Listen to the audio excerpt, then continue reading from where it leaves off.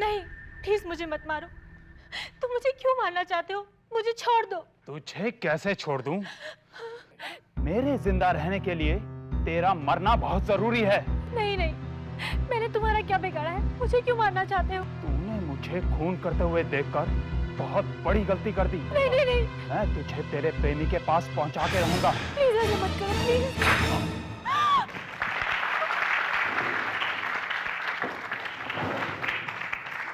रोहन, रोहन तुम जिंदा हो? हाँ, मैंने इसे मार दिया है। खून, खून, खून, खून। मैंने इसे मार दिया है। अरे वहाँ नहीं, यहाँ खून। ये कौन चला रहा है? तुम डायलॉग बोलो ना। रोहन, तुम जिंदा हो? हाँ, यहाँ खून, लाश, लाश। मैंने इसे मार दिया है। अरे यहाँ पड़ी है लाश,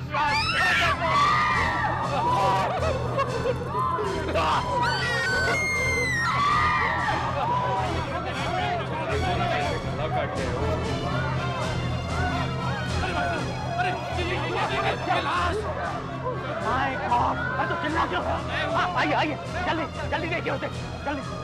तुम जाकर सारे दरवाजे बंद करो। पुलिस को फोन करो। पहले तो कभी ऐसा नहीं हुआ। किसी ने हमारा प्ले बंद कराने के लिए जरूर ये सब करवाया होगा। तुम चुप रहो यार, चिल्ला मत। देख लिया, आप लोग ध्यान रखिए, घबराइए मत, सब ठीक हो जाएगा। क्या ठीक हो जाएगा? ये तो मर चुका है।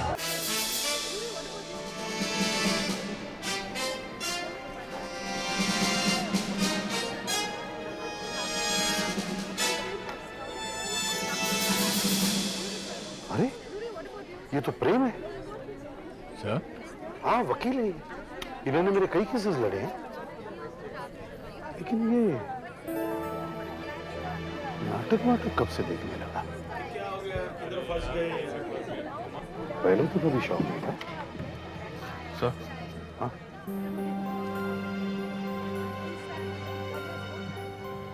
ये देखिए सर। घाव बहुत पतला है, बहुत ही पतला हथियार इस्तेमाल में लाया गया सर। जैसे ब्लेड। ये सर उस तरह। या पतला तार। सर, इस जगह इतने सारे लोगों के बीच खून करना मानना पड़ेगा सर। लेकिन सर खून किया कैसे होगा? पता लगाते हैं अभिजीत। इन लोगों को संभालो, बेचैन हो रहे हैं। किसी को जाने मत देना। दया सर। तुम उस आदमी से पूछताछ करो जिसने प्रेम की लाश पहले देखी। Yes sir. इसने क्या होगा ये? सीआईडी वाले आ गए, मामला सुलझ जाएगा। शराब की बदबू आ रही है आसपास।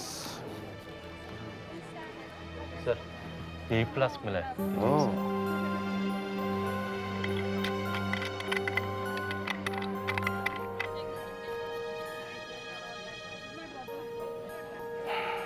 लग ही रहा था।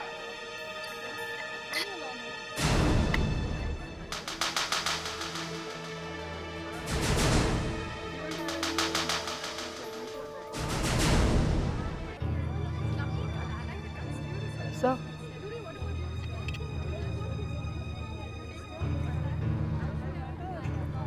बहुत शराब पीता था। सर ये देखिए, ये देखिए, क्या है? लेडीज पर्स है। ओह,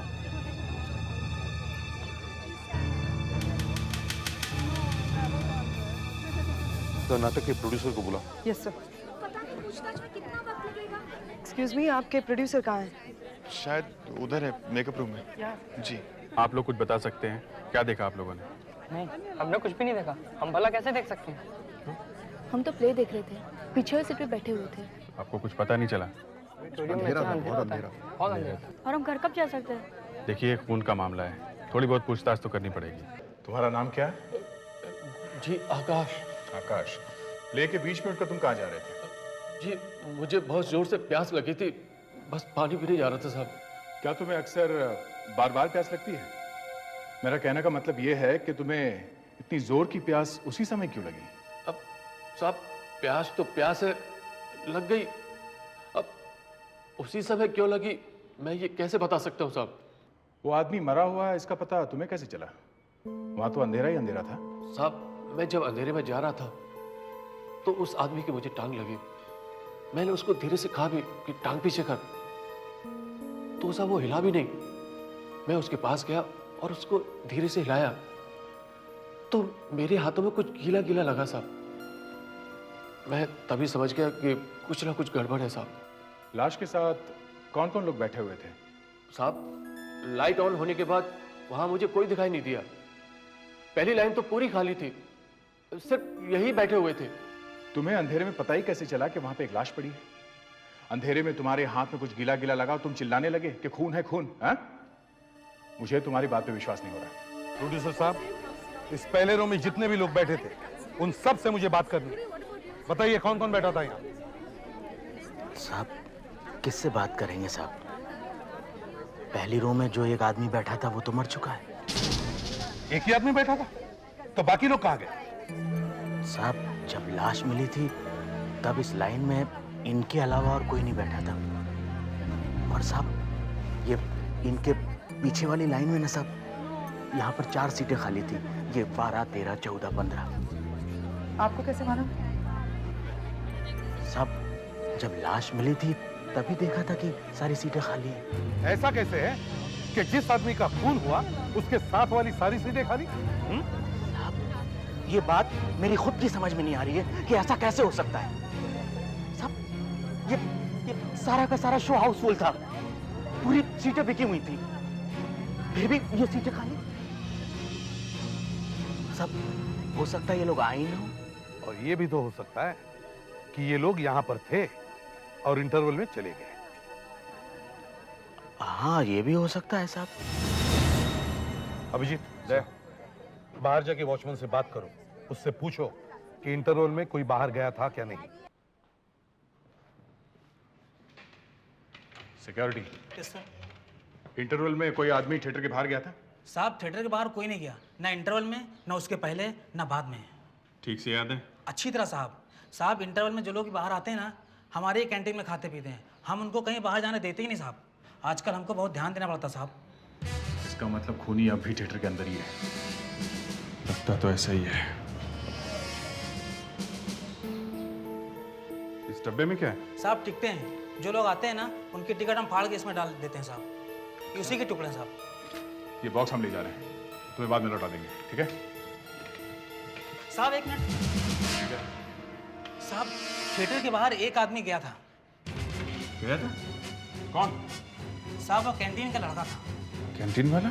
कैंटीन वाला? हाँ साहब, लेकिन साहब वो 5-10 मिनट में वापस आ गया था। ए, सुनो, उठो। तुम अभी शो के बीच में थिएटर से बाहर गए थे ना? जी जी साहब। क्यों? क्यों गए थे बाहर? साहब वो क्यों गए थे बाहर? चलो इधर आओ, वो साहब- बाहर आओ, बाहर आओ। क्यों गया था? हैं? साहब मुझे एक आदमी ने 200 रुपये दिए थे, वो शराब लाने के लिए साहब। बस वही लेने गया था साहब। 200 रुपए? हाँ साहब। साहब मैंने सोचा कुछ पैसे बन जाएंगे इसलिए चला गया साहब। लेकिन साहब आप ये बात किसी को कहना मत, वरना मेरी नौकरी चली जाएगी साहब। नौकरी जाएगी तेरी? जी साहब। चलो जरा मेरे साथ आओ, अंदर आओ। कहाँ साहब? अंदर आओ। साहब आ जाओ, आ जाओ। पता नहीं कितनी देर लगेगी। मेरे तो बच्चे भी अकेले हैं घर पे। चलो आओ। देखो, क्या ये वही आदमी है जिसने तुम्हें पैसे दिए थे? हाँ देखो, घबराओ मत, देखो देखो देखो। जी जी साहब, ये तुमने इनके लिए शराब कितने में जला के दी? साहब इंटरवल के एकदम बाद नाटक शुरू ही हुआ था साहब। कितने बजे होंगे उस वक्त? 10:30 बजे होंगे साहब। इसका मतलब 10:30 बजे तक प्रेम जिंदा थे। मगर लाश मिली कितने बजे? अभिजीत, उस आदमी को बुलाओ जिसने सबसे पहले लाश देखी थी।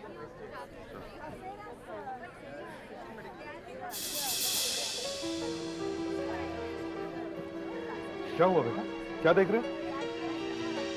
साहब इसने एक टोपी पहन रखी थी साहब। टोपी क्या? जी साहब, इस आदमी ने एक कैप पहन रखी थी। मगर सर हमें तो यहाँ से कोई कैप नहीं मिली। लेकिन साहब जब इसने मुझे पैसे दिए थे तब इसने पहन रखी थी साहब। ओ, आशा, इन सब लोगों की तलाशी लो। देखो इनमें से किसी के पास किसी भी तरह की कैप है क्या? आप एक एक करके आगे आइए, मैं आपकी तलाशी लेने वाली हूँ। आइए एक एक करके आइए। आप मुझे अपना पर्स दिखाइए। चलिए। नाम क्या आपका? Plate number 5। हाँ दे, ठीक है जी। आपका अपना नाम? पर्स दिखाइए। अच्छा ठीक है, जाइए। आपका नाम? 104 अलका अपार्टमेंट, जीपी रोड। ठीक है। पैट्रिक्स, जितने भी लोग इस थिएटर में आए हैं उन सब के टिकटों का दूसरा हिस्सा इस बॉक्स में है। देखो इन सीटों वाले लोग इस थिएटर में आए हैं या नहीं। सीट का नंबर है A 10 11 12 14 15 16 17 18 और B रो में 12 13 14 15। ठीक है, जाओ जल्दी चेक करो।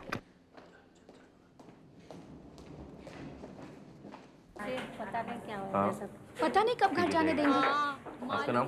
और कितनी देर चलेगी इंक्वायरी? हाँ सचमुच, मैं तो यहाँ प्ले देखने आई थी और फंस गई। जब तुमने लाश देखी तब कितने बजे? जी साहब, लाश को देखते ही मेरी तो हवा निकल गई। अब उस वक्त घड़ी कौन देखता है साहब? फिर भी कुछ तो याद होगा। हाँ शायद करीब उसी समय प्ले में गोली चली थी साहब। हाँ सर, इससे तो टाइम का पता चल सकता है, क्योंकि थिएटर में एक्टर को हर चीज टाइम के हिसाब से करनी पड़ती है, नहीं तो म्यूजिक वगैरह सब कुछ आगे पीछे हो जाता है सर। उस वक्त जो सीन चल रहा था, वो गोली वाला। हाँ हाँ गोली वाला, उससे पता चल जाएगा कि लाश कितने बजे मिली थी। ठीक है, तो उस एक्टर को बुलाओ जो उस वक्त स्टेज पर था। जिस वक्त लाश मिली उस वक्त सीन कौन सा चल रहा था? सीन तो वही था, मैं विलेन को गोली मारता हूँ और वो गिर जाता है। ताली बजने वाला सीन था। बाद में हल्ला मचा खून खून का, तो पता चला सामने की लाइन में लाश पड़ी हुई है। अंदाजन कितने बजे होता है आपका ये सीन? यही कोई 11:05 के आसपास। ओ, 10:30 बजे तक प्रेम जिंदा था और 11:05 पर उसकी लाश मिली। इसका मतलब है 10:30 और 11:05 के बीच प्रेम का खून हुआ। टॉर्च वाले भाई ये बताओ। जी साहब। 10:30 और 11 बजे के बीच थिएटर में कोई आया था? साहब इंटरवल के बाद तो नाटक देखने कोई नहीं आता, इसलिए मैं आराम से बैठा हुआ था। मैंने तो किसी को आते हुए नहीं देखा।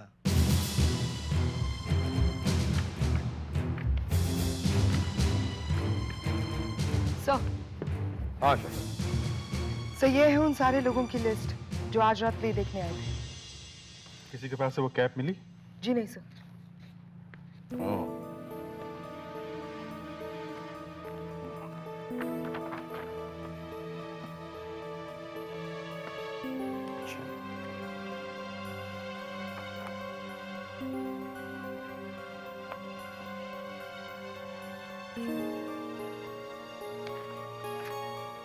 प्रोड्यूसर साहब जी, क्या थोड़ी देर के लिए मैं आपका ऑफिस इस्तेमाल कर सकता हूँ? हाँ सर जरूर। Thank you. आशा, सर, इन 3 लोगों को जिनके नाम पे मैंने निशान लगाए हैं उनको प्रोड्यूसर साहब के ऑफिस में बुलवाओ। Yes sir.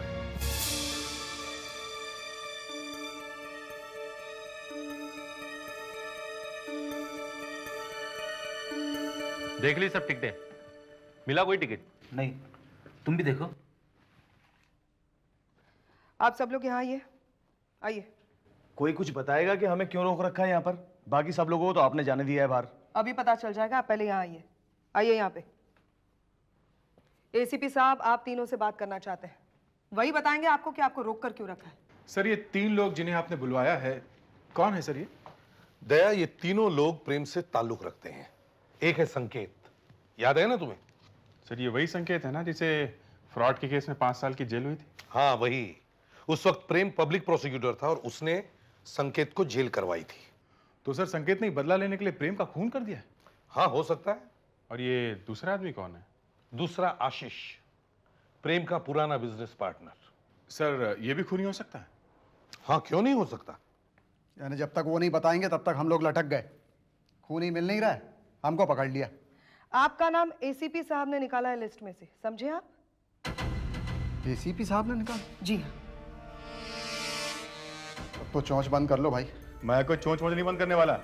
मैं तो आपको रुकने के लिए नहीं बोला है, आप चाहे तो जा सकते हैं। नहीं, ये मेरे साथ है, तुम कहीं नहीं जाना प्लीज। तुम घबराओ नहीं, तुमने कुछ नहीं किया ना, कुछ नहीं होगा, मैं हूं ना यहाँ पे। और तीसरी है एक लड़की। लड़की? हाँ, प्रेम के सीट के नीचे से जो पर्स मिला था उसमें इस लड़की का आइडेंटिटी कार्ड था। उसका नाम है रोमा। इस लड़की का भी हाथ हो सकता है सर खून में? हो सकता है। वो तीनों आ गए। पहले संकेत को लेके आओ। Yes sir. सर अगर खून संकेत ने किया है तो बदला लेने के लिए किया होगा। आओ संकेत, देखो फिर से मुलाकात हुई ना। साहब ये खून मैंने नहीं किया है। किसने कहा ये खून तुमने किया है? तो फिर मुझे क्यों रोक के रखा है? संकेत, तुम्हारे जैसा आदमी नाटक वाटक में कब से दिलचस्पी रखने लगा है? हा? जो आदमी एक बार जेल जा चुका है उसे नाटक देखना मना है क्या? पर जिस आदमी ने तुम्हें जेल भिजवाया उसी का खून वहीं हो जाए जहां तुम नाटक देखने आए हो तो? मैं खुद देखने नहीं आया साहब, मुझे इस नाटक के प्रोड्यूसर ने टिकट भेज के बुलवाया है। प्रोड्यूसर ने? हाँ, उसी ने टिकट भेजी थी। अरे साहब मैं कह रहा हूं ना आपसे, मैंने साहब किसी को कोई फ्री टिकट नहीं भिजवाई है और मैं तो जानता तक नहीं कि ये संकेत है कौन। ये एक पुराना मुजरिम है, इस प्रेम ने इसे जेल करवाई थी। प्रेम ने उसे जेल करवाई है साहब, ये मुझे कैसे पता चलेगा? और भला मैं किसी पुराने मुजरिम को फ्री टिकट क्यों भेजने लगा? अरे मुझे क्या पागल कुत्ते ने काटा है साहब? हाँ, इससे तो अच्छा है मैं अपने कपड़े फाड़ लूं और सड़क पर खड़ा होकर नाच करूं, उसके भेजूंगा मैं टिकट, आपको भी और संकेत को भी। इतना खुश होने की जरूरत नहीं है। अगर पता चला कि इस खून में आपका हाथ है तो जेल में आपका डांस देखने जरूर आएंगे हम। हाँ अभिजीत, क्या कहा प्रोड्यूसर साहब ने? सर प्रोड्यूसर तो कह रहे हैं उन्होंने किसी को फ्री टिकट नहीं भेजी है और इसे तो बिल्कुल नहीं भेजी। झूठ बोल रहा है जी, वो उसी ने टिकट भेजी थी और एक लेटर भी जिसमें लिखा था कृपया हमारा नाटक देखने जरूर आइएगा। ये लिखा था? हाँ जी, यही लिखा था अंग्रेजी में। मुफ्त में टिकट मिल गई तभी तो मैं आ गया यहाँ पे, वरना मुझे क्या जरूरत पड़ी थी नाटक वाटक देखने की। मुफ्त में टिकट मिल गई तभी तो मैं आ गया यहाँ पे, वरना मुझे क्या जरूरत पड़ी थी नाटक वाटक देखने की। वो लेटर है अभी तुम्हारे पास? अभी तो मेरे पास नहीं है जी, हाँ घर पर रखा है। तो वो टिकट दिखाओ, शो की जो है।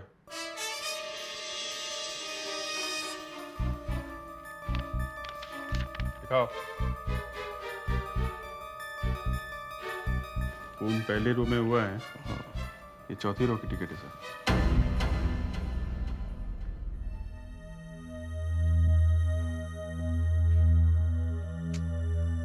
यार ये पुलिस वाले भी पूछो मत बस। ये माना कि मैं कभी गलत काम करता था, लेकिन इसका मतलब ये तो नहीं कि जिंदगी भर पीछे पड़े रहो मेरे।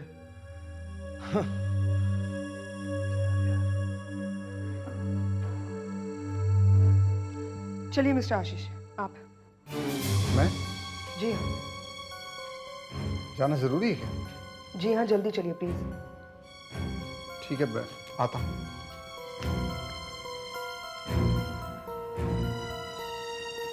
घबराओ नहीं, कुछ नहीं होगा। आइए। सर आपने मुझे बुलाया? आप अपना टिकट दिखाइए। कहाँ बैठे थे आप? E9 पर। क्या आपको पहले से ही पता था कि आपका पुराना पार्टनर नाटक देखने आने वाला था? नहीं, मुझे कैसे पता होगा? मैं तो खुद ही नहीं आने वाला था। मुझे नाटक के प्रोड्यूसर ने लेटर भेजा कि आप जरूर आइए, इसलिए जबरदस्ती मुझे आना पड़ा। लेटर? इनको भी लेटर? जरा वो लेटर दिखाइए आप। लेटर? यहाँ तो नहीं है, घर में होगा। कोई बात नहीं, वो लेटर ढूंढ कर हमें दीजिए। दे सर। सुधाकर को इनके साथ भेज दो। Yes sir. चलिए आइए। सर ये आशीष। सर हाँ फ्रेडिक्स, जिस सीट पर खून हुआ उसके साथ वाली सीट की टिकट मिली है सर, बॉक्स में से मिली। गुड। इसका मतलब खूनी थिएटर के अंदर ही था। तो फिर उसे प्रेम के साथ बैठे हुए किसी ने देखा कैसे नहीं? और सर वॉचमैन का कहना है कि थिएटर के बाहर कोई गया ही नहीं। तो फिर वो गया कहाँ? और सर वो कैप भी कहाँ गई जो प्रेम ने पहनी हुई थी? शायद खूनी अपने साथ ले गया हो। पर क्यों? ऐसा क्या था उस कैप में? और प्रेम का खून थिएटर के अंदर ही क्यों हुआ, जहां इतने सारे लोग बैठे थे? अगर खूनी इनमें से ही कोई है तो फिर वो कौन है? कहीं बाकी सारे लोगों को छोड़कर हमने गलती तो नहीं की? अभिजीत सर, किसी जगह पे हमसे कुछ गलती हो रही है। सर ये है रोमा। तुम यहाँ क्या कर रहे हो? तुम्हें यहाँ किसने बुलाया? मैं रोमा का मंगेतर हूं और ये जानना चाहता हूं कि आपने रोमा को यहाँ पे क्यों रोक के रखा हुआ है? हमें रोमा से कुछ सवाल पूछने हैं। क्या इनके सामने हम आपसे सवाल पूछ सकते हैं? जी हाँ, प्लीज। आपके पास कोई छोटा सा पर्स है जो आज आप लेकर आई थी? जी है, पर आपको कैसे मालूम कि मैं वो पर्स लेकर आई हूँ? क्या मैं वो पर्स देख सकता हूँ? जी। मेरा पर्स? घबराओ मत, अच्छी तरह देखो, मिल जाएगा। नहीं, मैंने यही रखा था। नहीं, वो उसमें नहीं मिलेगा। क्यों? क्योंकि आपका पर्स हमारे पास है। आपके पास? यही है ना आपका पर्स? जी। जानती है ये पर्स हमें कहां से मिला? उस लाश के पास में से। ये वहां कैसे पहुंचा?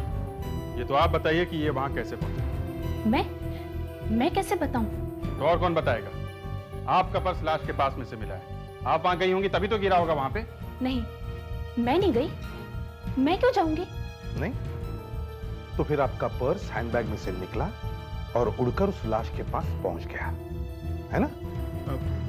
ये भी तो हो सकता है कि जब इंटरव्यू में तुम बाहर गई थी तब शायद गिर गया हो। हाँ, यही हुआ है शायद। अच्छा, ये बताइए कि आप नाटक के बीच में उठ के कहीं गई तो नहीं? जी नहीं।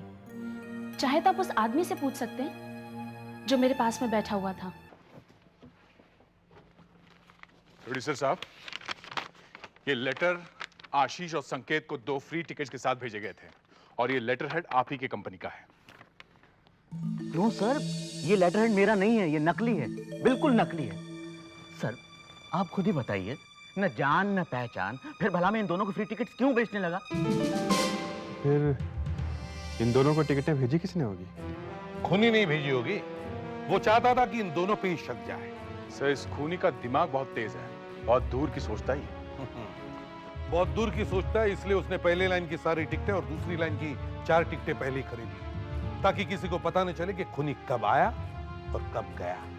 सर, हमारे सारे शोज पहले से ही फुल हैं और ऊपर से टिकटों की इतनी मारामारी चल रही है, हम किसी को भी 4 टिकट से ज्यादा दे ही नहीं रहे। तो फिर खूनी को इतनी सारी टिकटें कहां से मिली? हैं?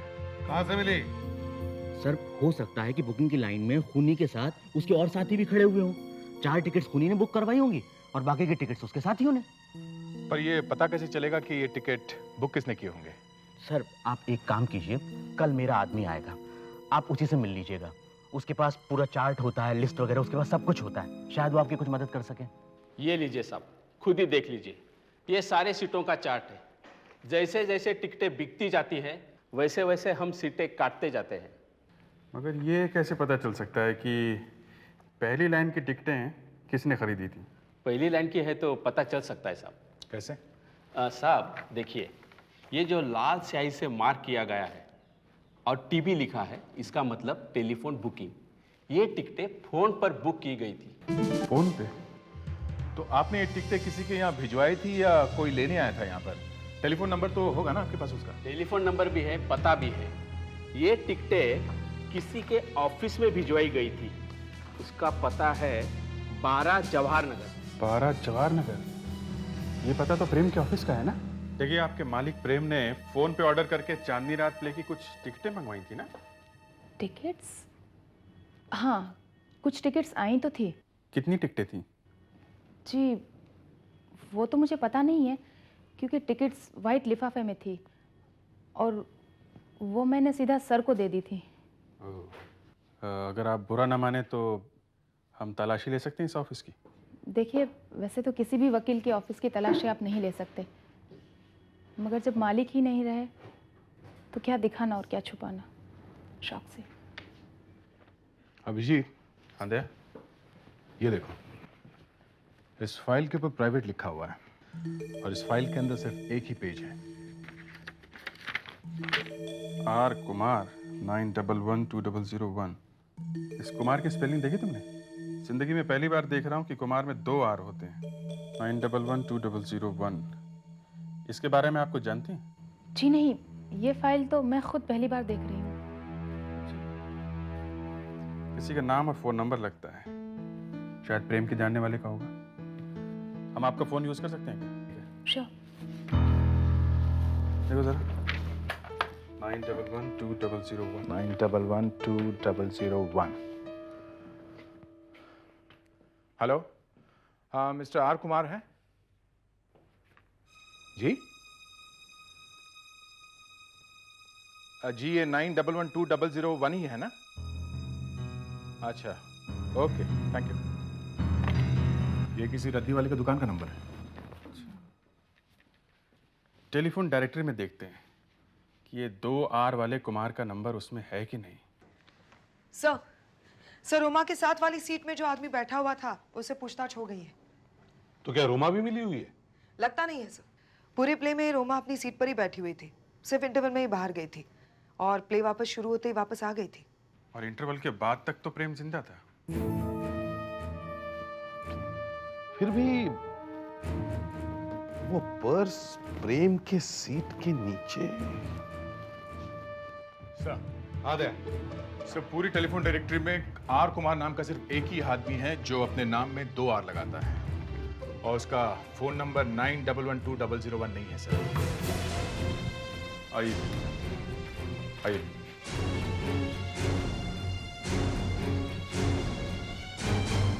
मुझे यहाँ क्यों बुलाया गया है? देखिए, प्रेम के ऑफिस में से हमें ये फाइल मिली है जिसमें आपका नाम लिखा हुआ है और एक नंबर भी 911-2001। ये नंबर सिर्फ एक नंबर है या कुछ और भी? सर, ये एक तारीख है, 9 नवंबर। 9 नवंबर? हाँ, हर 9 नवंबर को मैं प्रेम को पैसे दिया करता था। क्यों? इसलिए कि प्रेम मुझे ब्लैकमेल कर रहा था। ब्लैकमेल? जी। क्यों? किस बात के लिए ब्लैकमेल कर रहा था वो तुम्हें? वो कुछ साल पहले मैं अपनी पत्नी से तलाक लेना चाहता था। कोर्ट में मेरा केस ये प्रेम ही लड़ रहा था, तो मैंने उसे अपनी पत्नी के बारे में कुछ सीक्रेट बातें बता दी। मगर सर, बाद में तो मेरी पत्नी और मेरे बीच सब कुछ ठीक हो गया था, लेकिन ये प्रेम मुझे ब्लैकमेल करने लगा। वो कहने लगा कि वो ये बातें सबको बता देगा। क्या करता मैं? देने लगा उससे पैसे, करता रहा उसका मुंह बंद।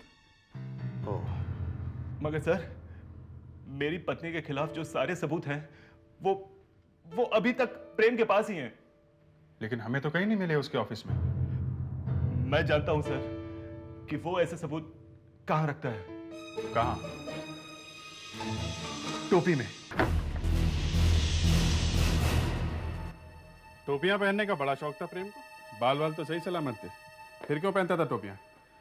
धंधे के लिए पहनता था। हर टोपी के अंदर एक नाम लिखा हुआ है, उन लोगों का जिन्हें प्रेम ब्लैकमेल कर रहा था। इनमें से एक टोपी के अंदर जरूर मेरा भी नाम लिखा होगा। आर कुमार?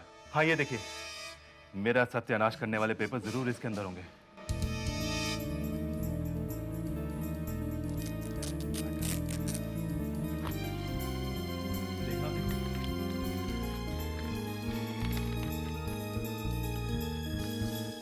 चलो, एक बात का तो पता चली गया कि खूनी प्रेम की कैप लेकर क्यों गया था। हाँ सर, खूनी ने प्रेम को थिएटर में बुलाया होगा कि पैसे वहां दे दूंगा। मगर सर, उसने पैसे देना तो दूर, उसने प्रेम का खून ही कर दिया और कैप लेकर चला गया। हाँ, पर वो कैप गई तो गई कहां? थिएटर में जाकर फिर से देखते हैं। कैप वहीं कहीं होनी चाहिए। कल फिर से शो है, देखते हैं, शायद मिल भी जाए। फ्रेडेक्स, किसी चीज को हाथ तो नहीं लगा? नहीं सर, सब वैसी की वैसी ही है। गुड।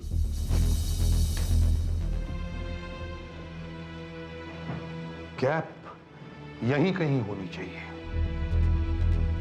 यहीं कहीं होनी चाहिए। इन बॉक्सेस को अच्छी तरह से ध्यान से देखो।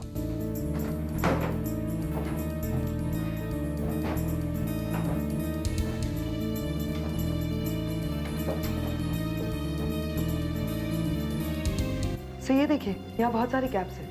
वो कैप अंदर से फटी हुई होगी। सर देखिए। ओह, फ्रेडिक्स सर। उस कैंटीन वाले लड़के को बुलाओ। Yes sir. अगर ये वही कैप है जो प्रेम ने पहनी हुई थी, तो इससे एक बात तो पक्की हो जाएगी कि खूनी नाटक वालों में से ही कोई एक है। सर, ये देखिए आ गया। अंदर आओ बेटा। अब देखो, इस टोपी को ध्यान से देखो। क्या ये वही टोपी है जो उस आदमी ने पहनी थी? हाँ साहब, ये वही टोपी है साहब। डायरेक्टर साहब, जब नाटक का शो होता है तो डायरेक्टर वहां पे नहीं आता। आप वहां क्या कर रहे थे? भाई मेरा प्ले है, मुझे बीच बीच में आना ही चाहिए। बीच बीच में आना ठीक है, मगर आप उसी दिन कैसे आए जिस दिन खून हुआ था? Bad luck. गीदड़ की जब मौत आती है तो वो शहर की तरफ भागता है, मैं थिएटर की तरफ भागा। 10:30 बजे से 11 बजे के बीच आप कहां पे थे? अच्छा, यानी मुझे पूरी तरह से फंसाया जा रहा है। हाँ? आप उस वक्त कहां पर थे? मैं अपने असिस्टेंट्स के साथ था। क्या कर रहे थे? प्रॉम्प्टिंग। हम लोग वहां खड़े थे, यहाँ ये देखिए, यहाँ आइए। यहाँ खड़ा था और ऐसे प्रॉम्प्टिंग कर रहा था। क्यों? आपके एक्टर्स को लाइनें याद नहीं है? नया नया नाटक है, जमने में थोड़ा टाइम लगता है। तो आप यहाँ पे खड़े थे? जी। ये तो बहुत गड़बड़ जगह दिखती है। और कौन था आपके साथ में? मेरे असिस्टेंट्स थे। अभी कहाँ है वो? घर पे है। घर पे है। और वो भी सिर्फ उसी दिन आए थे जिस दिन आप आए थे? जी। अच्छा, और यहाँ पर अंधेरा था? जी, सिर्फ एक बल्ब जल रहा था। दया, देखना जरा।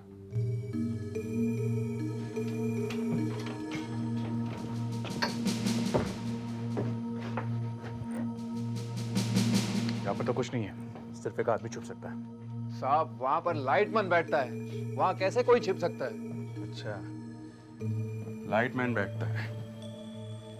यहाँ पर अंधेरा था। दरवाजा खुलता है। अंदर अंधेरा था और बाहर भी अंधेरा था, और खून यहाँ पे हुआ है। डायरेक्टर साहब, बहुत गड़बड़ है। अंदर भी अंधेरा था और बाहर भी अंधेरा। शायद कोई यहां से ही बाहर गया और अंधेरे की वजह से दिखाई नहीं दिया। उस वक्त प्रोड्यूसर साहब कहां थे? उस समय तो मैंने उन्हें कहीं देखा नहीं। मैं खुद सोच रहा था कि वो गए कहाँ। आप 10:30 और 11 बजे के बीच कहां थे? मैं तो यहीं था। यहीं? यहीं का मतलब? सर, एक मिनट इधर आइए सर। आइए ना सर। हाँ, बताइए। सर, बात रहने दीजिए सर, आप इस बात को ज्यादा मत खुरेदिए। कमाल है, आपके नाटक में खून होता है, आप गायब होते हो और आप कहते हो कि इस बात को मत खुरेदिए। सर मेरी बात तो सुनिए सर। क्या सुनिए? सर देखिए सर, अगर ये बात मेरी बीवी को पता चल गई ना तो मेरी तो खाट खड़ी हो जाएगी सर। और डायरेक्टर साहब भी सुन रहे हैं। सर, दरअसल मेरी एक दोस्त मुझसे मिलने आई थी। अच्छा। सर, उसे बहुत जरूरी काम था सर। जी सर, हम लोग ग्रीन रूम में बैठे थे और टॉर्च वाले ने तो चाय भी हमें पिलाई। टॉर्च वाले ने? धीरे धीरे सर, टॉर्च वाले ने हमें चाय पिलाई और हम लोग चाय पी रहे थे सर। तभी मैंने अचानक शोर सुना सर, और सर मैं इधर से, यहाँ से सर, ये मैं ग्रीन रूम से सर दौड़ता हुआ आया और मैं इधर भाग रहा था कि तभी मैं इस तरह से टकराया। और सर देखिए, अभी तक सर मेरे पाँव में दर्द है सर, बहुत तेज दर्द है सर, अभी तक दर्द है सर। ये बॉक्स यहाँ पे रखा ही क्यों है? सर, अब इसमें मैं क्या कर सकता हूँ सर? डायरेक्टर साहब मेरे पीछे पड़ गए कि मुझे बॉक्स लाकर दे दीजिए, तो मैंने लाकर दे दिया सर। अच्छा, वो मैं बताता हूँ। हाँ बताइए। वो इंटरवल के बाद एक एक्टर दूसरे एक्टर को गोली मार देता है और ये समझकर कि वो मर गया, उसे इस बॉक्स में डाल देता है। पर वो मरा नहीं, वो कैरेक्टर जिंदा है। वो इस बॉक्स से निकलकर खलनायक को गोली मार देता है। बड़ी अजीब बात है। वो एक्टर कितनी देर तक बॉक्स में बंद था? उसे करीब 10:30 बजे बॉक्स के अंदर डाला गया था और 11 बजे के आसपास बॉक्स से बाहर आया था। यानी वो एक्टर 30 मिनट तक इस बॉक्स में था। हाँ सर, असली कलाकार है वो। कहता है कि 30 मिनट बॉक्स के अंदर बैठूंगा तो चेहरे पर असली गुस्सा आ जाएगा। Method acting. ये चीज उसने पहले भी कभी की है? हाँ सर, हमारे इस नाटक के 4 शोज हो चुके हैं और चारों में उसने ऐसा ही किया था। आपने इसके बारे में हमें पहले क्यों नहीं बताया? क्या बताता सर, वो तो स्टेज पर ही था। वो स्टेज पर था या नहीं ये तो बाद में पता चल जाएगा। हम तो सिर्फ यही जानते हैं कि वो 30 मिनट के लिए यहां से गायब था। उसे किसी ने नहीं देखा। यहाँ कुछ है, ये देखिए नट बोल्ट। ये क्या, ये यहाँ से खुलता है क्या? हाँ, वो जानबूझकर ऐसे बनाया था। अगर एक्टर बाहर निकलना चाहे तो आसानी से निकल सकता है। बस नट बोल्ट खोलो और निकल जाओ।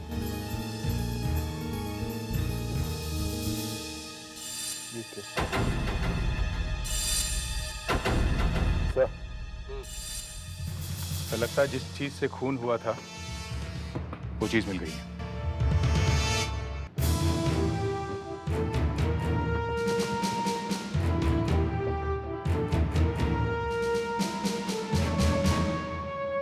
रोहन,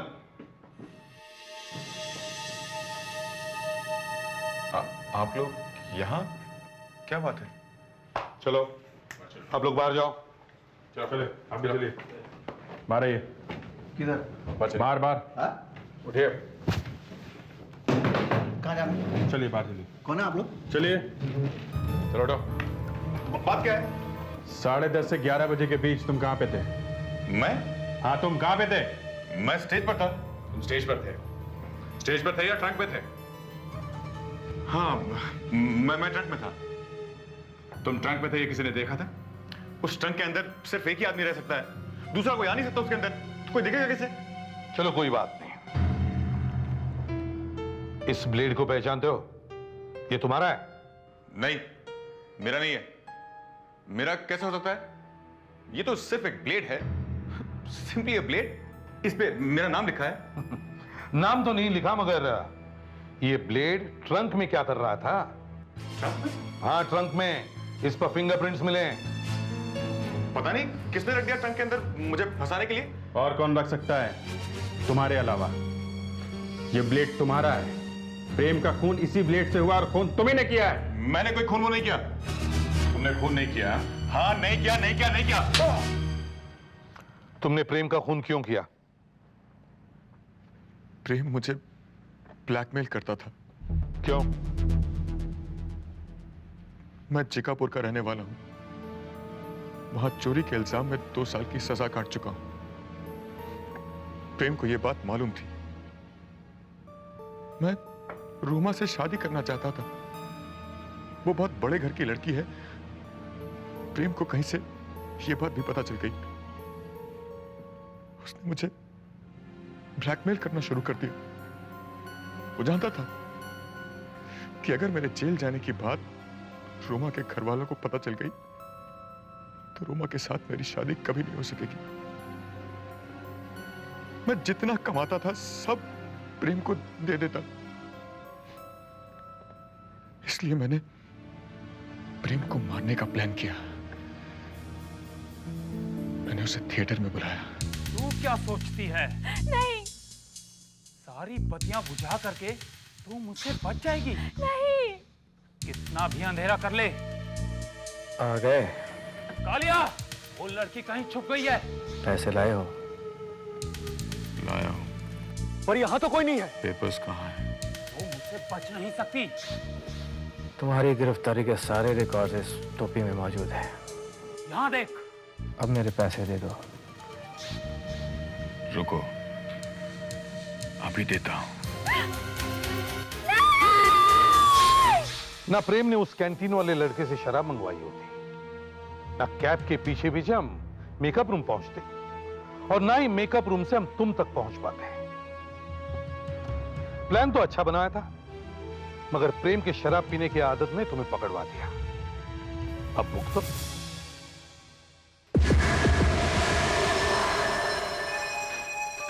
सब कुछ चेक कर लिया है ना? वेद साहब का ऑपरेशन, हर चीज संभाल के करना। Yes doctor. कोई गड़बड़ नहीं होनी चाहिए। जाओ जाकर पेशेंट को ले आओ जल्दी से।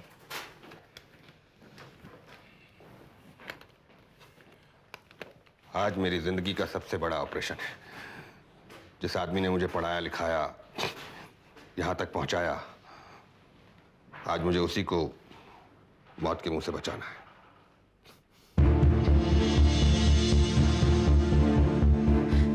देखो जरा ध्यान से ले चलो, कोई धक्का ना लगने पाए। देखिए ऑपरेशन का टाइम हो गया है, जरा जल्दी चलिए। देखो कोई चोट ना लग जाए। पहले से पिताजी की तबीयत इतनी खराब है। ऑपरेशन में कितना टाइम लगेगा? करीब 1 घंटा। भगवान 1 घंटे में कहीं कुछ हो ना जाए भगवान प्लीज। बोलिए आहिस्ता बोलो, इन्हीं की वजह से ये अस्पताल है। बहुत पैसा दिया इन्होंने अस्पताल के लिए। आप लोग प्लीज यहीं रुकिएगा। आराम से। संभाल के।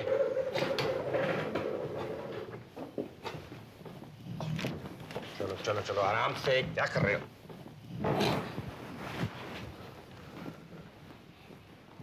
ओके।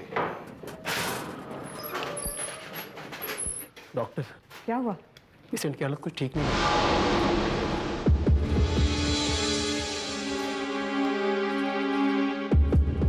डॉक्टर, ये तो मर चुके हैं। मर चुके हैं? एपेंडिसाइटिस? नहीं, इनका खून हो गया है। किसी ने इनका गला घोट दिया है। डॉक्टर साहिल, किसी ने वेद साहब का गला घोटकर खून कर दिया। इस हॉस्पिटल में सरेआम ये सब कैसे हो गया? हाँ साहब, बड़े शर्म की बात है कि यहाँ खून हो गया, और वो भी उस आदमी का जिसका इस हॉस्पिटल को ऊपर लाने में सबसे बड़ा हाथ है। मतलब उन्होंने बनवाया था ये हॉस्पिटल? नहीं, बनवाया नहीं था, लेकिन अगर वो पैसे नहीं देते तो यहाँ कुछ नहीं होता, बस ये 4 दीवारें होती। फिर तो आप उन्हें जानते होंगे काफी दिनों से। आपके अच्छे संबंध होंगे उनसे? वो मेरे पिता समान थे सर। उन्होंने मुझे सड़क से उठाकर डॉक्टर बनाया था। अब मैं लोगों को कैसे मुंह दिखाऊंगा कि मेरे रहते ये सब हो गया? हमें तो पता लगा कि वो कोमा में थे, बेहोश थे। ऐसी हालत में आप उनका ऑपरेशन कर रहे थे? उन्हें अपेंडिसाइटिस हो गया था सर, इमरजेंसी में यहाँ लाया गया था। हम लोग टेस्ट वगैरह कर ही रहे थे कि अपेंडिसाइटिस है भी या नहीं, ऑपरेशन करना जरूरी है या नहीं, कि अपेंडिक्स फट गया, वो कोमा में चले गए, ऑपरेशन करना जरूरी हो गया। आज का रखा था और ये सब हो गया। उन्हें ऑपरेशन रूम तक कौन लाया था? वार्ड बॉय थे और शायद रिश्तेदार भी थे। ओह, रिश्तेदार भी थे। उन्होंने कुछ होते हुए नहीं देखा ना? नहीं, नहीं तो पहले ही हल्ला नहीं मच जाता। कितनी भयानक बात है सर। वार्ड बॉयज रिश्तेदार एक मरे हुए आदमी को ऑपरेशन के लिए ला रहे थे। Very sad, very sad. उन्हें कहां से लाया जा रहा था? उनका रूम था, प्राइवेट रूम। वहां कौन था कमरे में उनके साथ? एक नर्स थी, स्वाति। ऑपरेशन से पहले आप में से कोई गया नहीं था वहां पर कमरे में चेकअप करने के लिए? मैं गई थी। आप गई थी? जी, जहाँ ऑपरेशन करना था वहाँ के बाल साफ करवाने थे। एक नर्स भी थी। कब गई थी आप? 1 घंटा पहले। मेरा मतलब ऑपरेशन के 1 घंटे पहले। मतलब तब तक वो जिंदा थे? जी बिल्कुल। फिर क्या हुआ? फिर मैं वहाँ से आ गई। बाद में सिर्फ वो नर्स थी वहाँ पर। डॉक्टर रीता के जाने के बाद और ऑपरेशन से पहले कमरे में कोई आया था? जी हाँ। कौन? डॉक्टर साहिल। क्या बकवास कर रही? मैं तो वहां गया तक नहीं। पर सर आप वहाँ आए थे? बेवकूफ लड़की, दिमाग खराब हो गया तुम्हारा? नौकरी वोकरी करनी है या नहीं, या अचानक मोरफिन खा लिया तुमने? मैं अपने ऑफिस में था। मगर मैंने आपको देखा था सर। मैं झूठ क्यों बोलूंगी? क्या मालूम क्या हो गया है तुम्हें? तुम आजकल कुछ दवाइयां ले रही हो ना? दवाइयाँ? कौन सी दवाइयाँ सर? लीजिए, इसे ये भी याद नहीं है। पर सर मैंने देखा था आपको। फिर वही बकवास। देखा था। एक मिनट डॉक्टर साहिल, आप जरा हाथ चलिए। लेकिन मैं क्यों बाहर जाऊं? देखिए, पहले हम इनसे बात कर लेते, फिर आपसे। आप अपने ऑफिस जाइए, हम आपसे वहीं मिलते हैं। जाइए। हाँ सर, मुझे पूरा यकीन है वो डॉक्टर साहिल ही थे। पूरा यकीन? तुमने उनका चेहरा देखा था ना? चेहरे पर ऑपरेशन वाला मास्क था, सिर्फ आंखें दिखाई दे रही थी। जब सिर्फ आंखें दिखाई दे रही थी तो ये कैसे कह सकती हैं आप कि वो डॉक्टर साहिल ही थे? सर, डॉक्टर साहिल लंगड़ा के चलते हैं और हॉस्पिटल में सिर्फ वही ऐसे चलते हैं। चेहरे पे मास्क था और सिर पे कैप पहनी हुई थी और हरा रंग का गाउन भी पहन रखा था। ऐसा लग रहा था जैसे सीधे ऑपरेशन करके अभी भी आए हैं। आपने उनसे बात की थी? जी नहीं, वो बिल्कुल चुप थे। तुम वही थी ना उनके साथ में? मैं सिर्फ 2 मिनट के लिए वेस्ट डिस्पोजल रूम में गई थी। क्यों? क्योंकि रेजर कॉटन वगैरह फेंकना था। वेद साहब की शेव करते वक्त थोड़ा सा कट गया था, इसलिए खून वून पोंछा था। डॉक्टर साहिल के अलावा और कोई आया था? जी हाँ, मैं जब कॉटन फेंक कर वापस आ रही थी तो मैंने डॉक्टर रीता को कमरे से बाहर निकलते हुए देखा था। हाँ, मैंने देखा था डॉक्टर साहिल को। मगर डॉक्टर साहिल ने तो मास्क पहना हुआ था। हाँ, पता नहीं क्यों। आपकी उनसे कोई बात हुई? बात वैसे बातचीत तो कुछ नहीं हुई, लेकिन मैं जब कमरे के अंदर गई तो doctor Sahil, I am sorry, मैं दरअसल डॉक्टर भाटिया को ढूंढ रही थी। मैं आपसे ऑपरेशन थिएटर में बाद में मिलती हूँ। वो मुंह से तो कुछ नहीं बोले, मैंने सिर्फ उन्हें लंगड़ाते हुए देखा था। और वैसे भी डॉक्टर साहिल की कुछ आदतें मुझे पसंद नहीं है, इसलिए मैं उनसे ज्यादा बात नहीं करती। वैसे डॉक्टर साहिल के ऑफिस में वो जो दूसरा कमरा है, वो क्या है, किस लिए है? वहाँ पहले दूसरे डॉक्टर बैठते थे, पर अब डॉक्टर साहिल वहाँ पर चेकअप करते हैं।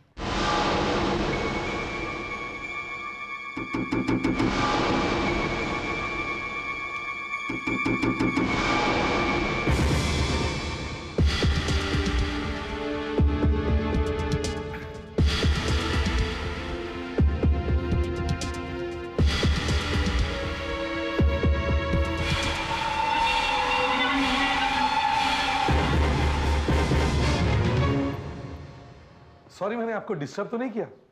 अरे ये क्या, इंजेक्शन? एक डॉक्टर अपने आप को इंजेक्शन लगा रहा है? Are you diabetic? जी हाँ, मुझे डायबिटीज हो गई है। हर रोज 2 बजे इंसुलिन का इंजेक्शन लेना पड़ता है, आदत सी पड़ गई है। डॉक्टर साहिल, अब जरा आमने सामने बात हो जाए, मैन टू मैन। बताइए, वेद साहब के रूम में गए थे या नहीं? बिल्कुल नहीं। स्वाति झूठ बोलती है। वो क्यों झूठ बोल रही है? क्या मालूम। आज आपने ऑपरेशन वाला गाउन, मास्क और कैप पहने थे? जी हाँ, आज हमने 2 ऑपरेशन किए थे, उसी वक्त पहने थे। हाँ, नर्स स्वाति का भी यही कहना है। जब आप वेद साहब के कमरे में आए थे तो आपने हरे रंग का गाउन, कैप और मास्क पहन रखे थे। आपको क्या लगता है मेरा दिमाग खराब हो गया है कि मैं ऑपरेशन के बाद भी वो कपड़े पहन करके घूमता फिरूंगा? वो कपड़े ऑपरेशन के वक्त पहने जाते हैं, ऑपरेशन के बाद नहीं। लोग डॉक्टर को पागल समझेंगे उसे ऐसे घूमता देखकर। आप लोग मेरा यकीन क्यों नहीं करते हैं? मैं वेद साहब के रूम में गया तक नहीं। तो फिर आप थे कहां? कहां थे आप? मैं यहीं था, अपने कमरे में। अच्छा, तो आप यहीं पर थे, हैं? जी हाँ। और कोई था आपके साथ में? हाँ, मेरे साथ कोई था। कौन? ये मैं आपको नहीं बता सकता। क्यों? बस ऐसे ही पर्सनल मामला है। देखिए डॉक्टर साहिल, लगता है एक बात आपकी समझ में नहीं आ रही है। आप थोड़ी मुश्किल में हैं। उस रूम में आपको किसी ने देखा था, लगभग उसी समय जिस समय खून हुआ था। मतलब साफ है, जब तक आप हमें उस आदमी के बारे में नहीं बताते जो आपके साथ में था, आप जबरदस्त मुसीबत में फंसे हैं। देखिए, आप मेरे साथ कुछ भी कर लीजिए, लेकिन मैं आपको नहीं बता सकता कि वो कौन था। ये सच है कि वो यहां था, पर देखिए, जिस आदमी ने खून किया है वो मुझे फंसाने की कोशिश कर रहा है। पर आपको क्यों फंसा रहा है? पता नहीं, होगी कोई दुश्मनी। वेद साहब मेरे पिता समान है, मैं उन्हें क्यों मारूंगा? अभिजीत, सुधाकर प्रेडिक्स, हो सकता है कोई सचमुच इसे फंसा रहा है। और अगर ऐसा किसी ने किया है तो उसने वो सर्जिकल मास्क, कैप, गाउन कहीं तो फेंके होंगे, कहीं छुपाए होंगे। सुधाकर, फ्रेडिक्स, हॉस्पिटल में देखो, कहीं कुछ मिलता है क्या? Okay sir. हाँ, तो डॉक्टर साहिल, हम आपके उस मेहमान के बारे में बात कर रहे थे जो उसी दिन, उसी वक्त आपसे मिलने आया जब वेद साहब का खून हुआ था। शायद आपको गवाह की जरूरत थी। अच्छा, कम से कम आप ये तो बता सकते हैं कि वो आदमी आपके पास आया क्यों था? उसे 50,000 रुपए चाहिए थे, तो मैंने उसे दे दिए। इतने सारे पैसे आपने तैयार रखे थे? नहीं, मैंने उसे चेक दिया था, बियरर चेक। सर। हाँ सुधाकर। वेद साहब के परिवार वाले आपसे मिलना चाहते हैं। एसीपी साहब, आपने कभी सुना है कभी हॉस्पिटल में किसी का खून हो जाना? कभी सुना है? नहीं, ऐसी बात तो नहीं है, पहले भी देखा है हमने ऐसा। सर, इस हॉस्पिटल में मेरे पिताजी ने बहुत पैसे लगाए थे, बहुत पैसे दिया था हमने, लेकिन हमने कभी नहीं सोचा था कि जिस हॉस्पिटल को हम अपना समझते हैं वही हमारे पिताजी का खून हो जाएगा। हॉस्पिटल में तो लोग इलाज के लिए आते हैं, खून करवाने के लिए नहीं। हाँ, भाई साहब कहा करते थे ये हॉस्पिटल मेरे शरीर का एक हिस्सा है। देखिए सर, शरीर का वो हिस्सा ही सड़ गया। अफसोस है। और ये डॉक्टर साहब, इसे तो मेरे पिताजी ने अपने बेटे की तरह पाला था। इसे पढ़ा लिखा कर उन्होंने ही डॉक्टर बनवाया था। हाँ, डॉक्टर साहिल ने हमें बताया था कि वेद साहब उनके पिता समान थे। हमें तो आज सुबह से ही लग रहा था कि कुछ गड़बड़ है। वो वॉचमैन, वो हमें पिताजी के कमरे में जाने नहीं दे रहा था। आप बताइए, प्राइवेट रूम किस लिए होता है? ताकि फैमिली वाले वहां जा सके। और वो वॉचमैन ने हमें रोक दिया, कह रहा था जरूरी जांच चल रही है। एक वॉचमैन की इतनी हिम्मत! वो सब मिले हुए हैं, सब मिले हुए हैं। वरना एक वॉचमैन जैसा आदमी हमें रोक सकता है उसी हॉस्पिटल में जो हमारा है। बार बार कह रहा था अंदर मत जाइए, अंदर मत जाइए। जाके वहाँ बैठिए मीटिंग रूम में। उसने ऐसा क्यों कहा होगा? पूछिए ना उसे से जाकर। वॉचमैन जी। तुमने आज वेद साहब की फैमिली के साथ बहुत बुरा बर्ताव किया। अरे साहब, आज सुबह से ही इन लोगों ने हल्ला मचा रखा था हॉस्पिटल में। कह रहे थे कि ये हॉस्पिटल हमारा है, इस डॉक्टर को भगा दो, दूसरे को बुलाओ। तो डॉक्टर साहिल ने मुझसे कहा कि इन लोगों को अंदर ही मत आने दो। जॉली साहब, आपका इस फैमिली के साथ कोई रिश्ता नहीं, फिर भी आप यहाँ हॉस्पिटल में क्या कर रहे हैं? जरा अजीब लग रहा है। देखिए, मैं आपको बता चुका हूं कि मैं एक वकील हूं और इस फैमिली का पूरा कारोबार मैं देखता हूं। फिर भी आपको यहाँ हॉस्पिटल में आने की क्या जरूरत? अजीब है आप। अब वेद साहब का हाल चाल पूछने के लिए उनके साथ रिश्तेदारी होना जरूरी है क्या? नहीं, फिर भी आपका यहाँ मौजूद होना जरा। मैं सालों से वेद साहब के साथ काम कर रहा हूं, पता लेने नहीं होगा क्या? साहब ने जो वसीयत लिखवाई थी उसके बारे में बात करने आया हूं मैं। वसीयत? उनकी वसीयत भी है? नहीं थी, अब उन्होंने बदल दी। बदल दी है? जी हाँ। मतलब किसी का फायदा होगा और किसी का नुकसान। वसीयत में ये सब तो होता ही है। मैं नई वसीयत के बारे में बात करने आया था, पता चला कि उनका खून हो गया। डॉक्टर साहिल जो कहेंगे वही तुम करते हो? और क्या साहब, उनका सारा काम मैं ही तो करता हूँ। बैंक भी मैं ही जाता हूँ। अच्छा, विश्वास नहीं होता? क्या नाम क्या है उनके बैंक का? वो इंटरनेशनल बैंक चांदा रोड पर है। तो ये सब वसीयत का चक्कर है? वसीयत का? वसीयत का चक्कर है या नहीं ये तो नहीं पता, लेकिन जो वसीयत पहले लिखी गई थी उसमें बहुत सारा पैसा हॉस्पिटल के नाम और साहिल के नाम पर था। ये उनकी बेटी है परनीता, जो कि मेडिकल की पढ़ाई कर रही। इनके नाम पर भी काफी पैसा है। हाँ, ये उनके छोटे भाई जो हैं, इनके नाम पर कुछ कम पैसा है।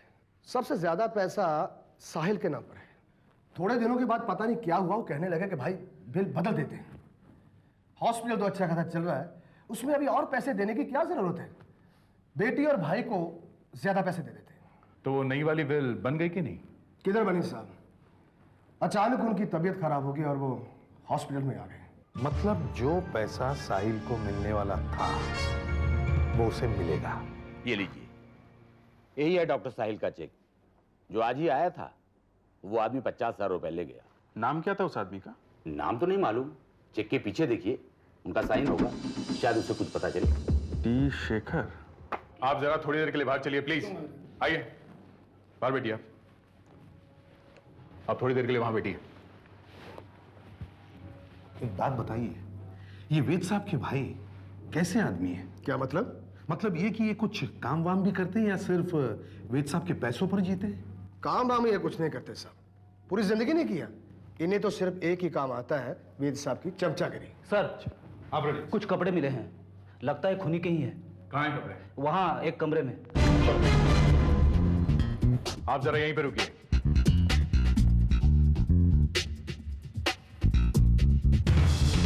हाँ सुधाकर, यहाँ है सर कपड़े, निकालो।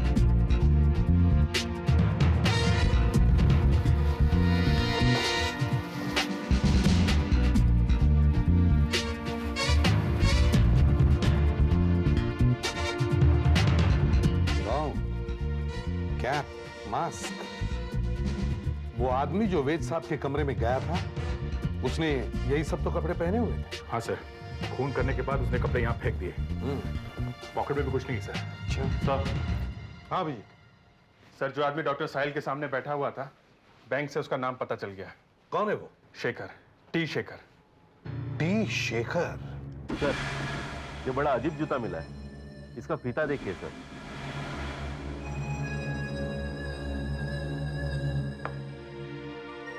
ये तो टूटा हुआ है सर, और फिर से इसे जोड़ा गया है। फीते को टेप से क्यों जोड़ा गया होगा सर?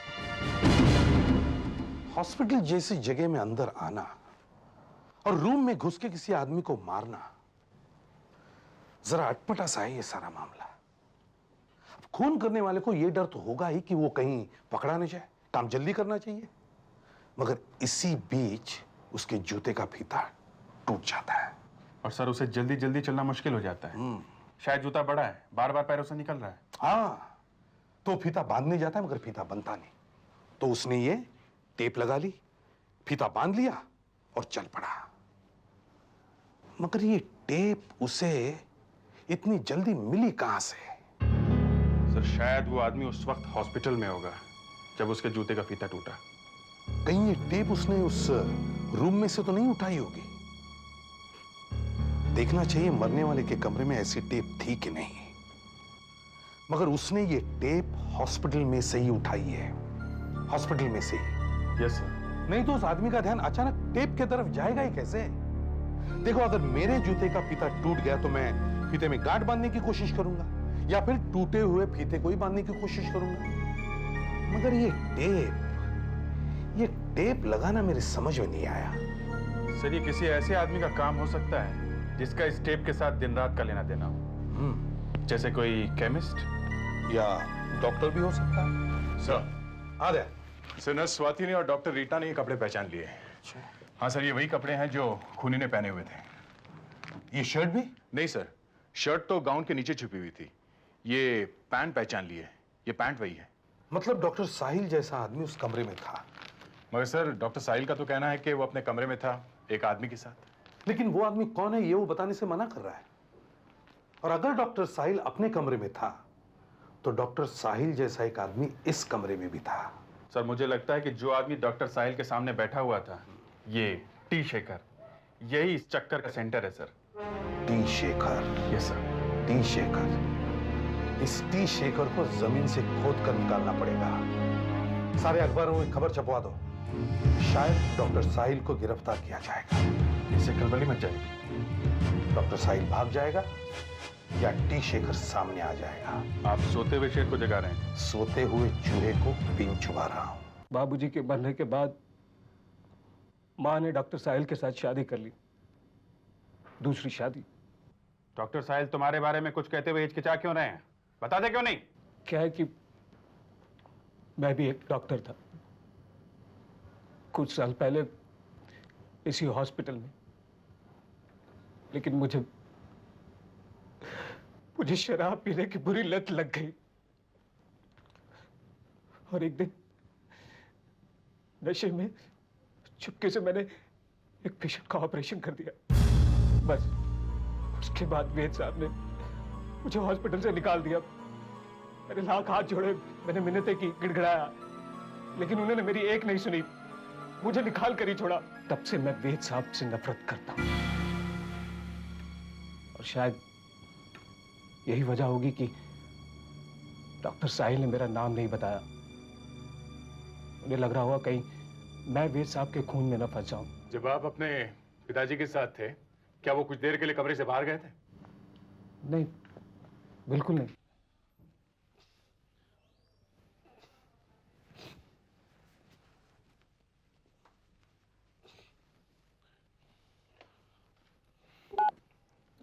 या ऑपरेटर, डॉक्टर साहिल यार।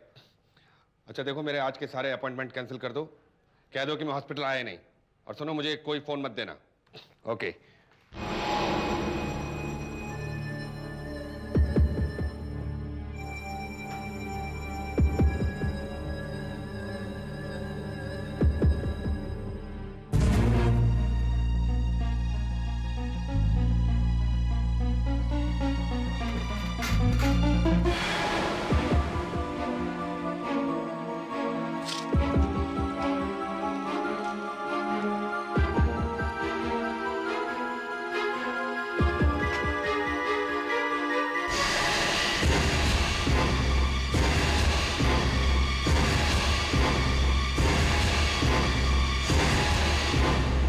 सर, इस टी शेखर के बयान ने डॉक्टर साहिल को शक से एकदम बरी कर दिया।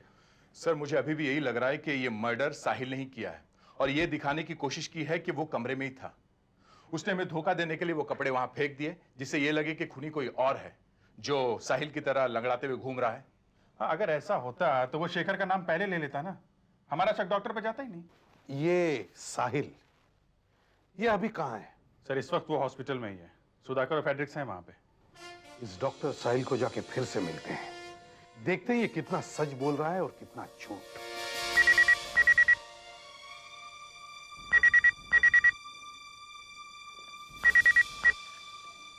हेलो, हाँ सुधाकर, बोलो। क्या? माय गॉड, सत्यानाश। ओके।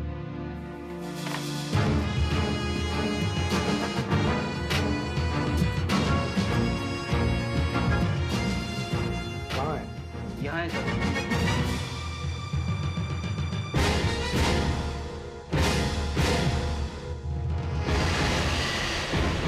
डॉक्टर साहिल को भी वेद साहब की तरह ही मारा गया है, रस्सी से गला घोट के। लेकिन आश्चर्य या डर कुछ भी नहीं है, चेहरा बिल्कुल शांत है।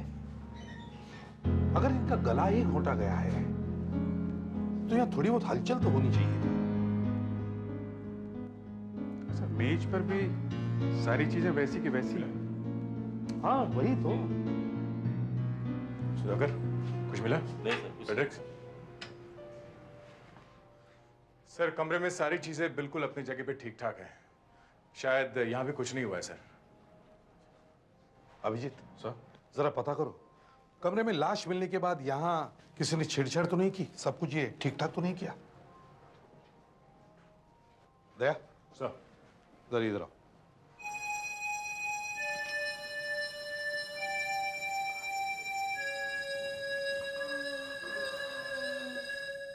ये देखो, देखो ये क्रॉस का निशान बिल्कुल गर्दन के पीछे है। उठाओ।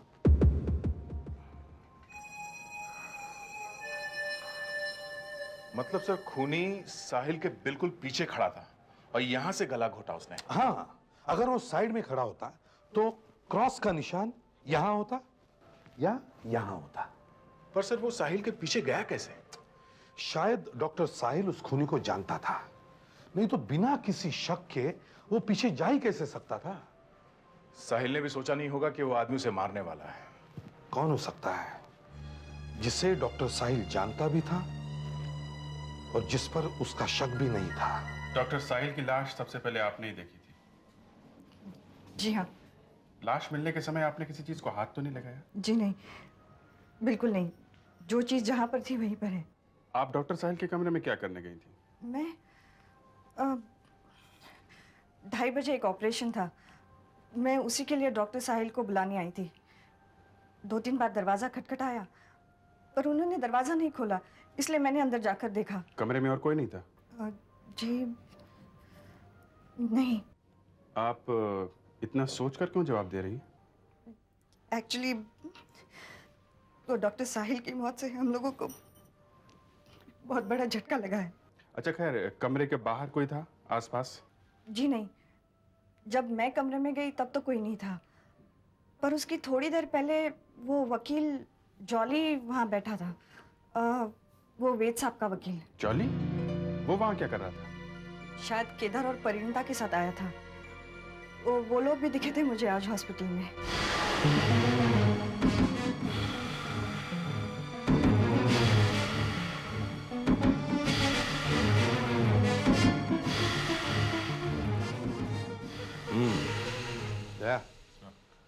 लगता है मौत की थोड़ी देर पहले डॉक्टर साहिल ने अपने आप को इंसुलिन का इंजेक्शन लगाया था।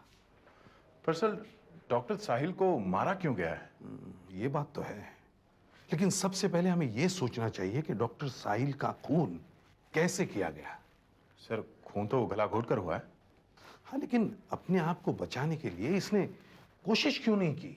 सर, हो सकता है मरते वक्त साहिल अपने होश में ना हो, शायद बेहोश हो। मुझे भी कुछ ऐसा ही लग रहा है। सर। हाँ अभिजीत, एक बड़ी अजीब बात पता चली है। क्या? परिणीता, केदार और जॉली, वो तीनों आज हॉस्पिटल में ही थे। खून के समय? Yes sir. वो लोग यहाँ क्या करने आए थे? जब पहला खून हुआ तब भी वो लोग यहाँ थे और आज भी? जरूर कुछ चक्कर है। अभिजीत सर, तुम उन तीनों से पता करो कि वो लोग आज हॉस्पिटल में क्या करने आए थे। दया सर, मुझे डॉक्टर साहिल की पोस्टमार्टम की रिपोर्ट जल्दी से जल्दी चाहिए। Yes sir. वो रिपोर्ट जरूर कुछ कुल खिलाएगी। सर। हाँ दया। सर, आपका शक सही निकला। पोस्टमार्टम की रिपोर्ट वाकई चौंका देने वाली है। डॉक्टर साहिल के शरीर में से बेहोशी की दवाई मिली है सर। ओह, मतलब बेहोश करके गला घोंटा है। मगर सर, बेहोशी की दवाई क्यों दी? सीधे जहर दे देता, डॉक्टर अपने आप मर जाता, गला घोटने की जरूरत ही नहीं थी। और सर, बेहोशी की दवाई उसके शरीर में पहुंची ही कैसे? साहिल खुद एक डॉक्टर था, वो अपने आप ये दवाई तो लेगा नहीं। हाँ, लेगा ही क्यों? किसी ने धोखे से खिला दी होगी। हाँ सर, यही हो सकता है। मगर सर, दवाई खिलाई कैसे होगी? ये उन तीन लोगों से पूछो, ये परिणीता, केदार और जॉली। सर, जॉली बाहर इंतजार कर रहे, उन्हें अंदर बुला लो। हाँ बुलाओ। आइए आइए। वाह, थैंक यू। आइए मिस्टर जॉली। मैं कोर्ट गया हुआ था, जैसे ही आपका मैसेज मिला फौरन मिलने आ गया। जिस समय डॉक्टर साहिल का खून हुआ, आप उनसे मिलने गए थे ना? जी हाँ, मगर वो मिला ही नहीं। उसने मुझे बाहर ही बिठा दिया। मैंने 15-20 मिनट तक इंतजार किया, फिर मैं कोर्ट चला गया। अगर वो इतना बिजी था तो मैं कौन सा घास खोद रहा हूं? मैं तो उसे ये बताने गया था कि उसे कितने पैसे मिलने वाले हैं। मैं उसका भला करने गया था और उसने मुझे बाहर ही बिठा दिया। बिठाओ। अच्छा, तो आप बाहर बैठे हुए थे? जी हाँ। तो जब आप बाहर बैठे हुए थे, उस समय डॉक्टर साहब के कमरे में से कोई बाहर आया? जी नहीं। कोई अंदर गया था? जी नहीं। अच्छा, उस समय ऐसा कुछ हुआ था जो आपको याद हो, जो आप हमें बता सकते हैं? जब मैं बाहर बैठे इंतजार कर रहा था तो साहिल का एक फोन आया था। फोन? जी हाँ। किसका? मुझे क्या पता, मैं तो बाहर बैठा हुआ था ना। हाँ, मैंने बाहर से सुना। साहिल फोन पे बहुत देर तक हेलो हेलो करता रहा। ऐसा लग रहा था कि दूसरी तरफ से कोई बोल नहीं रहा। दूसरी तरफ से कोई कुछ बोला क्यों नहीं? सर, शायद फोन बात करने के लिए किया ही नहीं गया था। और दूसरे सर, साहिल को फोन बाहर से किया गया है। इसमें 2 लोग मिले हुए हैं सर, 2 लोगों की टीम। तभी तो इतनी आसानी से उन्होंने ये दोनों खून कर दिए। पर सर, ये सब हुआ कैसे होगा? शायद ऐसा हुआ होगा, डॉक्टर साहिल यहां खड़ा होके इंसुलिन का इंजेक्शन लेने की तैयारी कर रहा है, हर रोज की तरह 2 बजे।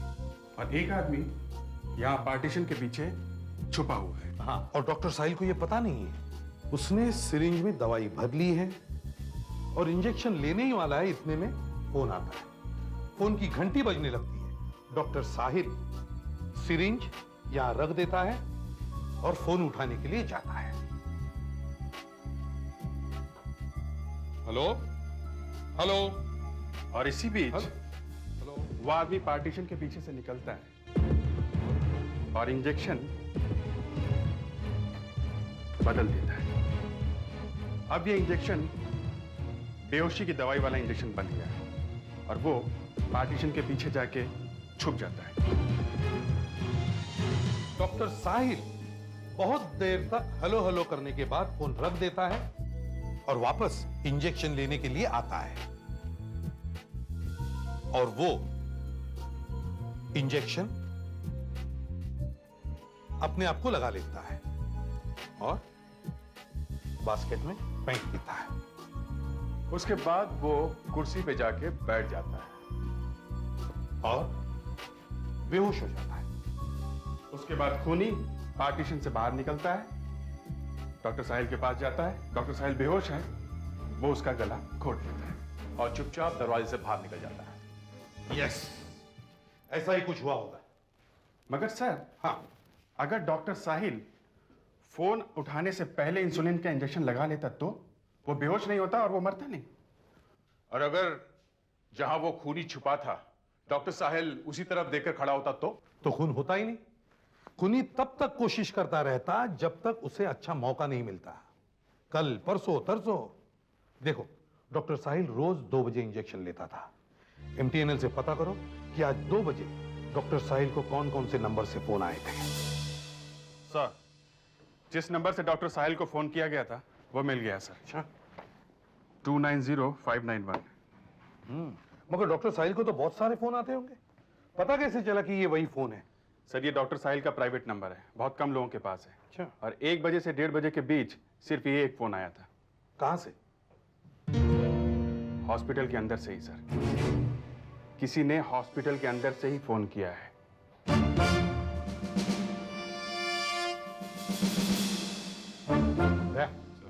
एमटीएनएल से जो नंबर मिला है वो लगा।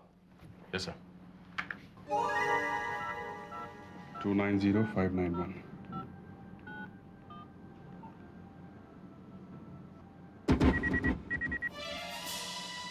आवाज वहां से आ रही है सर। हाँ, देखते हैं।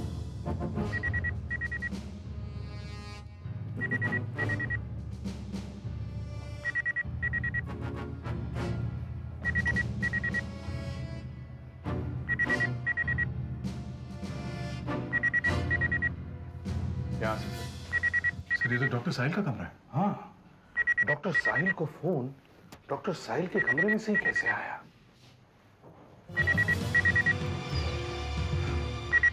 यही तो वजह है।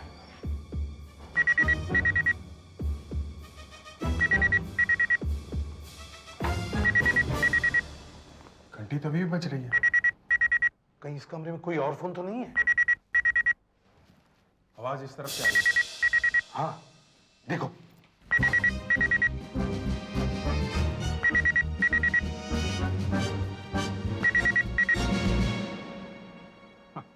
तो वो आदमी जिसने डॉक्टर साहिल का खून किया वो साहिल के ऑफिस में ही छुपा हुआ था और वो दवाइयों के बारे में जानता था, तभी तो वो साहिल को बेहोशी की दवाई दे सका।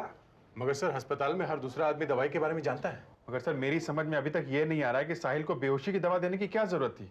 सीधा उसे जहर क्यों नहीं दे दिया? क्योंकि अगर कोई जहर देता तो फौरन पता चल जाता कि जहर देने वाला आदमी दवाइयों के बारे में जानता है।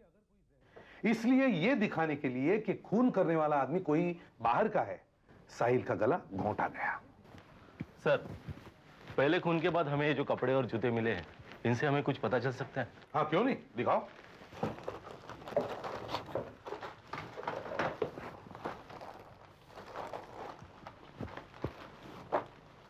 अब ये बताओ, खूनी ने ये पैंट और शर्ट ही क्यों पहनी? मतलब सर? मतलब खूनी ने अपने कपड़े क्या पहन रखे होंगे? शायद शर्ट और पैंट। शर्ट और पैंट, करेक्ट? Yes sir. अगर उसने शर्ट और पैंट पहनी रखे थे तो उन्हें निकालकर ये कपड़े पहनने की उसे क्या जरूरत थी? अगर वो ये हरा गाउन, ये मास्क और ये टोपी पहन लेता तो उसका चेहरा भी छुप जाता और उसके कपड़े भी। तो फिर उसने ये दूसरे कपड़े पहने ही क्यों? मतलब सर, खूनी ने ये कपड़े पहनने से पहले पैंट और शर्ट नहीं पहन रखे थे, कुछ और ही पहना हुआ था शायद। और क्या हो सकता है सर? साड़ी, सलवार कमीज, स्कर्ट। मतलब खूनी कोई लड़की हो सकती है? बिल्कुल। मगर सर, एक लड़की किसी का गला कैसे घोट सकती है? दया, जब भी हम गला घोटने की बात करते हैं तब हमारे सामने कोई ताकतवर आदमी की तस्वीर आ जाती है। मगर ये मत भूलो कि उस वक्त वेद कोमा में था और साहिल बेहोश था। उनका गला घोटना उस वक्त कोई बड़ा काम नहीं था। मतलब खूनी एक लड़की है जिसे दवाइयों की अच्छी जानकारी है। हाँ, पर वो हो कौन सकती है? एक तो ये सर, लेडी डॉक्टर रीटा। यह आपने ठीक किया। जैसे ही आपको पता चला कि खूनी एक लड़की है और वो इसी हॉस्पिटल में काम करती है, तो आप लोग मुझे पकड़ने चले आए। और वो भी सिर्फ इसलिए कि उस नर्स स्वाति ने मुझे उस कमरे से निकलते देखा। जी। और स्वाति ने उस लड़की को भी देखा जो डॉक्टर साहिल के कपड़े पहने हुए थी। करेक्ट। जब स्वाति ने हम दोनों को देखा है तो वो खूनी वो लड़की है, मैं हो ही नहीं सकती। हाँ, वैसे हो तो नहीं सकती, लेकिन ये हो सकता है कि आप उसे जानती हैं। आप उससे मिली और जब आपने देखा कि वेद साहब का काम तमाम हो गया तो आप वहां से निकल पड़ी। लेकिन बदकिस्मती से स्वाति ने आपको देख लिया। अगर स्वाति ने मुझे देखा तो मैंने स्वाति को क्यों नहीं देखा? क्योंकि वो आपके सामने थी नहीं। नहीं थी तो कहां थी? वो उधर से आ रही थी, वेस्ट रूम की तरफ से। मैं भी उसी तरफ गई थी, मैंने स्वाति को कहीं नहीं देखा। ऐसा कैसे? ऐसा ही हुआ है सर, स्वाति वहां थी ही नहीं तो उसने मुझे देख कैसे लिया? तो स्वाति ने तुम्हें कहीं देखा नहीं? देखा है। कहां से? कमरे के अंदर से। स्वाति जी, हमें पता लगा है कि वेद साहब और डॉक्टर साहिल का खून एक लड़की ने किया है और हमने इन्हें पकड़ा है, और ये आपका नाम ले रही है। ये क्या, खुद फंस गई हो तो दूसरों को भी लेके डूबोगे क्या? और ये तो ये भी कह रही है कि उस वक्त आप कमरे के अंदर ही थी। हाँ। स्वाति जी, ये जो हमें पैंट मिली है उसमें किसी का नाम लिखा हुआ है, बताओ वो कौन है? मुझे नहीं मालूम। चुपचाप बता दो समझे, वरना सबके सामने नाम लेंगे तो भी बेहोश होकर गिर पड़ोगी। कौन है वो? मुझे नहीं मालूम। बताओ चुपचाप। मुझे नहीं मालूम। अंदर कौन है? कोई नहीं। कौन है अंदर? कोई नहीं है अंदर। देखो। प्लीज प्लीज आप वहां मत जाइए, अंदर कोई नहीं है सर। मैं आपके आगे हाथ जोड़ती हूँ, वहाँ कोई नहीं है। दरवाजा खोलो। वहाँ कोई नहीं है सर, सर वहाँ कोई नहीं है। क्या कर रहे हैं आप अंदर कैसे आए? चल निकल बाहर। मैं नहा रहा हूँ। मैं कपड़े पहने बगैर बाहर नहीं जाऊंगा। सर खून मैंने किया है। पर अंदर है कौन? उन्होंने कुछ नहीं किया सर। ये था अंदर। ओ, टी शेखर, क्या रिश्ता है तुम्हारा इनसे? ये मेरी पत्नी है। वेद साहब से तो तुम नफरत करते थे, इसलिए उन्हें मार दिया। डॉक्टर साहिल ने क्या बिगाड़ा था?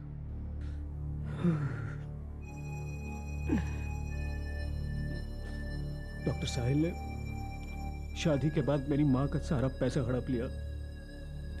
फिर वेद और साहिल ने मुझे हॉस्पिटल से भी निकाल दिया, भिखारी बना दिया मुझे। रोज पैसों के लिए भीख मांगनी पड़ती थी।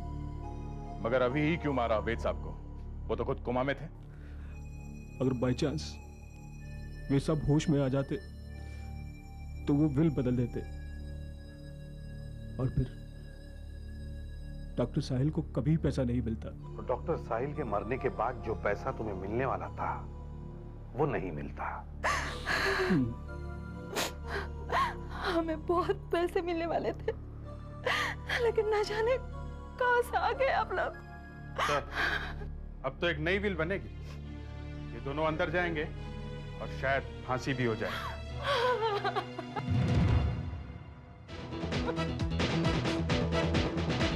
CID के और भी मजेदार और सस्पेंस से जुड़े एपिसोड्स को देखने के लिए हमारे चैनल को सब्सक्राइब करें और बेल आइकॉन दबाना ना भूलें।